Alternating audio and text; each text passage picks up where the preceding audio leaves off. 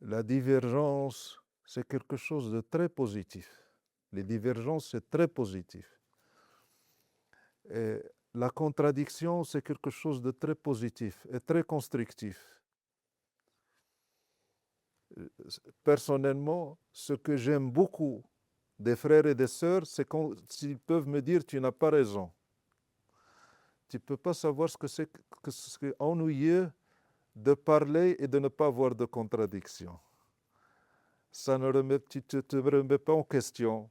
Et la contradiction te pousse à faire des efforts pour bien comprendre ce que l'autre veut dire et qu'est-ce qu'il peut t'apporter par cette divergence.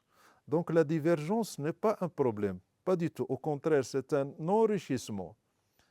Et Sayyidina Nabi sallallahu alayhi wa sallam, il dit « Ikhtilafu ulama'i ummati rahma » La divergence des savants est une rahma, est une miséricorde. Et la divergence avec ton frère et ta sœur est une rahma. Il faut toujours savoir écouter l'autre, même s'il dit n'importe quoi. Au milieu de ce n'importe quoi, il doit bien avoir quelque chose de bien. Quand tu l'écoutes avec cette intention, ça t'enrichit. Et tu essaies de comprendre comment l'autre il réfléchit et qu'est-ce qu'il essaie de m'apporter. Et je vois ça comme un apport de l'autre, pas comme une contradiction qui va toucher mon ego. Et apprenez cette règle, mes frères et mes sœurs. Dès qu'il y a divergence et problème, ça veut dire Allah n'est pas là. Divergence et problème, c'est l'ego. C'est une règle. Dire que je suis là pour Allah et que j'ai eu un quiproquo avec mon frère ou ma sœur pour Allah, non. Tu dois dire pour l'ego. C'est une règle. Quand on est là pour Allah, il y a toujours quelque chose de bien qu'on apprend de l'autre. Une fois, on était avec Sidi Sheikh Rajab, devant la Kaaba. Et il y avait des frères autour de Sheikh. Il y a des frères qui donnaient leur dos à la Kaaba et leur face à Sheikh. Tu vois, tu imagines un peu la scène. Donc il y a des frères qui sont là, le Kaaba derrière, et ils parlaient à Sheikh, qui était autour, une halaqa autour de Sheikh. Et puis il y a quelqu'un qui passe. Tu connais les hommes qui font le non, ne fais pas ça, fais pas ça. Tu le connais, ça, ils appellent quoi ça? Jama'at al-Amr bil Ma'rouf. Et il est passé, il commençait à crier Hé, ne donne pas ton dos à Kaaba.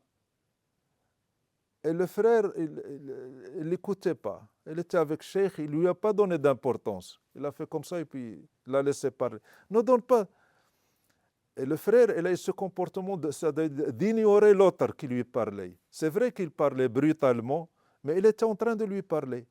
Et Cheikh lui a dit, écoute-le, écoute son conseil, écoute ce qu'il est en train de te dire.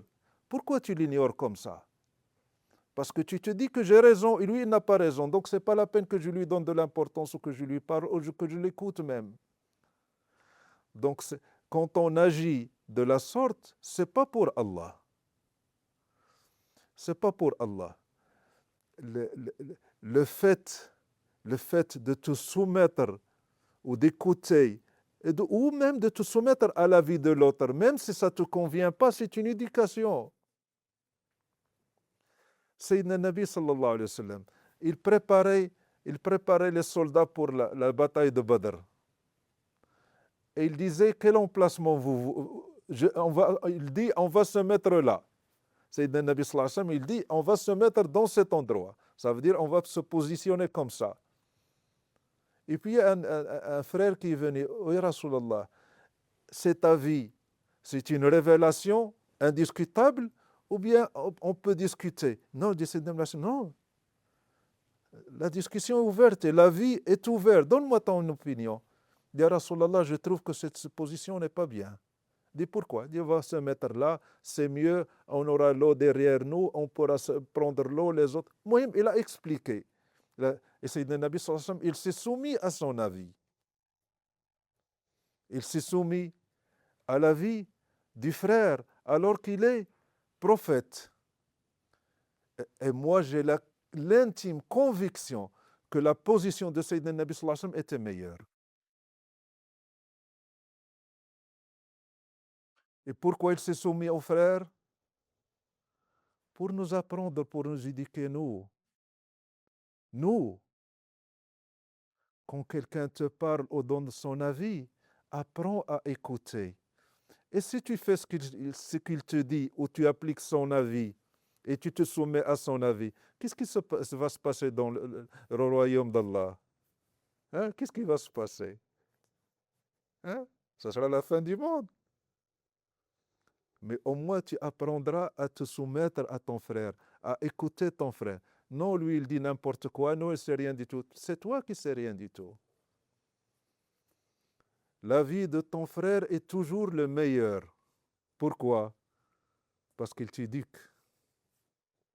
Ce n'est pas l'avis en lui-même qui est le meilleur, mais il est le meilleur parce qu'il t'éduque. Apprends à écouter et à baisser ta tête. Apprends à discuter avec l'autre en montrant l'intérêt pour l'autre. Ce n'est pas parce que tu sais où tu parles.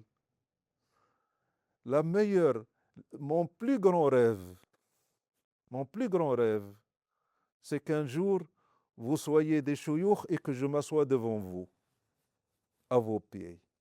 Wallahi, le plaisir que je prends à écouter le frère en train de m'enseigner ou bien de m'apprendre quelque chose.